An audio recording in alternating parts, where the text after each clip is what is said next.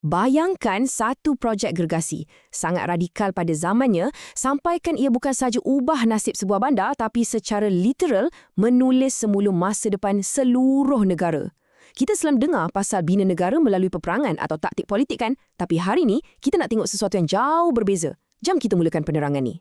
Kalau saya tanya, projek apa yang boleh ubah destinasi sebuah negara, mesti korang terfikir adakah ia kubu pertahanan tentera yang kebal, empangan hidroelektrik yang gergosi, atau landasan kereta api yang merentasi benua? Jawapannya, salah. Projek yang kita nak sembang hari ini bermula pada tahun 1880-an di sebuah pekan bernama Taiping. Dan percaya atau tidak, ia adalah sebuah hospital. Kita masuk bahagian pertama, rahsia tersembunyi Bandar Taiping. Waktu tu, Taiping ni memang kaya raya. Berlaku ledakan ekonomi pelombongan biji timah, bandar makin pesat dan duit masuk mencurah-curah. Tapi, di sebalik kekayaan yang melimpah ruah tu, ada satu realiti gelap yang sangat mengerunkan. Kuli-kuli dan pelombong Cina yang berhempas pula siang malam ni sebenarnya berhadapan dengan maut setiap hari. Kematian waktu tu dah jadi macam benda biasa. Ada pembunuh senyap tengah mengganas. Taun, malaria, disentri dan penyakit paru-paru merebak dengan teruk sekali. Tapi yang paling kritikal, penyakit beri-beri. Punca dia mudah je, iaitu kurang zat makanan dan keadaan sanitasi yang teramatlah kotor di kawasan Lombong. Benda ni ancam nyawa ribuan pekerja. Krisis kesihatan ni sangat bahaya sampaikan ia boleh runtuhkan seluruh struktur ekonomi Taiping. Yelah, bayangkan kalau semua pekerja sakit dan mati, siapa nak lombong timah tu kan? Okey, mari kita selami bahagian kedua, permulaan hospital pertama di Tanah Melayu. Dekat sinilah titik tolak perubatan moden kita bermula, dengan tertubuhnya Hospital Yonghua atau orang tempatan panggil Hospital Papa Cina. Fakta pertama yang mungkin buat korang terkejut, dengan sokongan peniaga Cina dan kerajaan, hospital ni mula operasi dengan satu niat je, iaitu nak selamatkan nyawa golongan paling miskin. Agak-agak, berapa yuran dia? Cuma 50 sen. Dan itu bukan untuk sebulan tau, tapi 50 sen setahun. Bunyi macam tak masuk akal murahnya kan? Tapi hakikatnya, kuli-kuli ni sangatlah melarat sampaikan yuran 50 sen tu pun diorang tak mampu nak lunaskan. Jadi, lepas lebih kurang 6 bulan, sistem ni mula goyah sebab masalah kutipan yuran. Pada penghujung tahun 1880, kerajaan negeri terpaksa campur tangan. Dorang ambil alih tanggungjawab sepenuhnya, pindahkan fasiliti ni ke jalan utama dan secara rasminya tukar nama kepada Hospital Besar Taiping.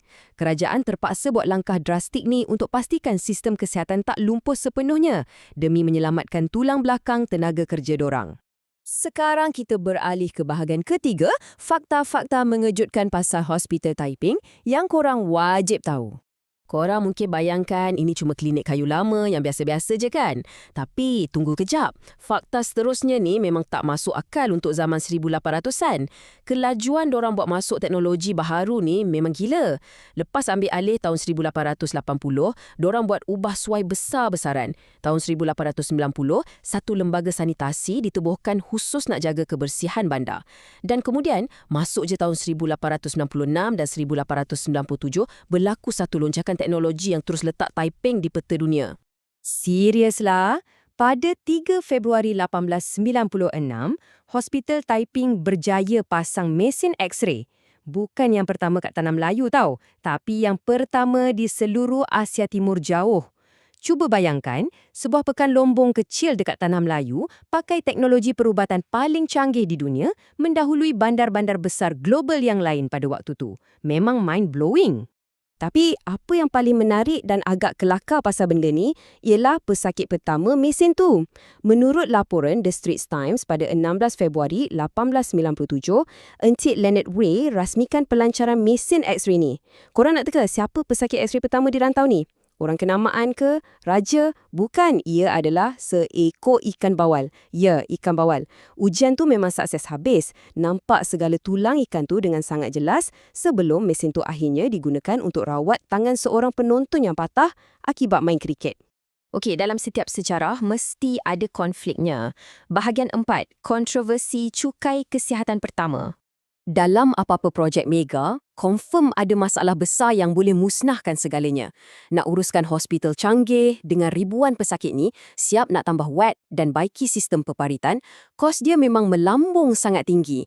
Jadi, untuk tampung perbelanjaan ni, Residen British Perak waktu tu, Sir Hugh Low, perkenalkan satu cukai kesihatan.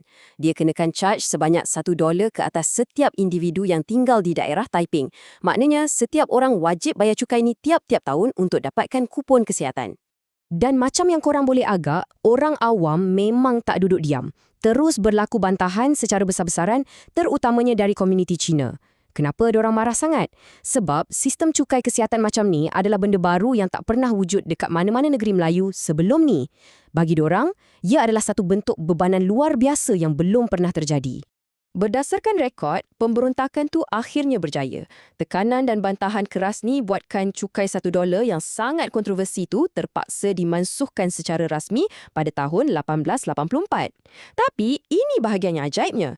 Walaupun kehilangan sumber dana ni, kerajaan tetap melabur dan hospital ni terus berkembang pesat sampai berjaya rawat belasan ribu kes. Benda ni menggambarkan macam mana krisis besar boleh cetuskan revolusi. Mansuhnya cukai tu bukan pengakhiran, tapi permulaan kepada impak yang jauh lebih besar.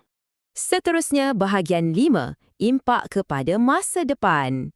Kejayaan institusi ni memang terbukti melalui data yang jelas. Pertama, hospital ni berjaya sekat penyakit maut dari terus merebak dalam kalangan pekerja. Kedua, kadar kematian mula menjunam, jatuh dengan mendadak. Direkodkan pada kadar 18.08%, satu pencapaian yang sangat power waktu tu. Dan yang ketiga, kadar kelahiran di Taiping tiba-tiba naik secara drastik. Populasi masyarakat mula berkembang dengan sangat sihat dan pantas. Tapi poin paling penting kat sini ialah skala komitmen keuangan orang.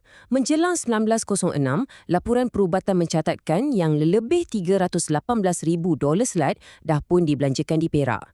Cuba korang fikirkan nilai tu pada awal tahun 1900-an. Jumlah tu teramatlah gergasi. Ia merangkumi kos untuk doktor, jururawat, tukang masak, hinggalah penjaga hospital. Ini betul-betul satu pelaburan berskala negara. Dan disebabkan keberanian menanggung pelaburan inilah, Hospital Taiping jadi perintis. Ia menjadi pelan tindakan mutlak atau blueprint untuk keseluruhan sistem penjagaan kesihatan moden di Tanah Melayu. Model kejayaan kat Taiping ni mula ditiru dan diguna pakai di bandar-bandar lain. Tak lama lepas tu, hampir setiap pekan di Tanah Melayu mula ada hospital dorang sendiri.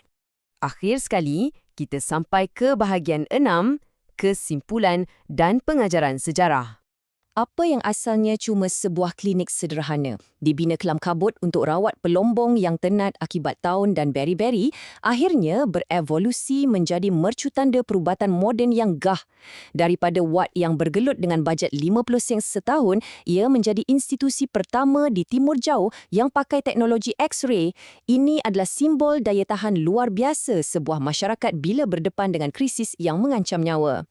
Ia meninggalkan satu persoalan yang mendalam untuk kita semua fikirkan. Macam mana legasi sebuah klinik kecil dari tahun 1880-an ni masih kuat membentuk denyut nadi sistem penjagaan kesihatan negara kita sampai ke hari ini. Tanpa inisiatif dorang, tanpa eksperimen X-ray pada seekor ikan bawal dan tanpa keberanian menanggung kos yang gila-gila tinggi, mungkin sejarah kesihatan kita akan ditulis dengan cara yang sangat berbeza. Fikir-fikirkanlah. Harap penerangan ni bagi korang perspektif baru tentang sejarah kita. Terima kasih sebab sudi luangkan masa dan pastikan korang terus pupuk rasa ingin tahu.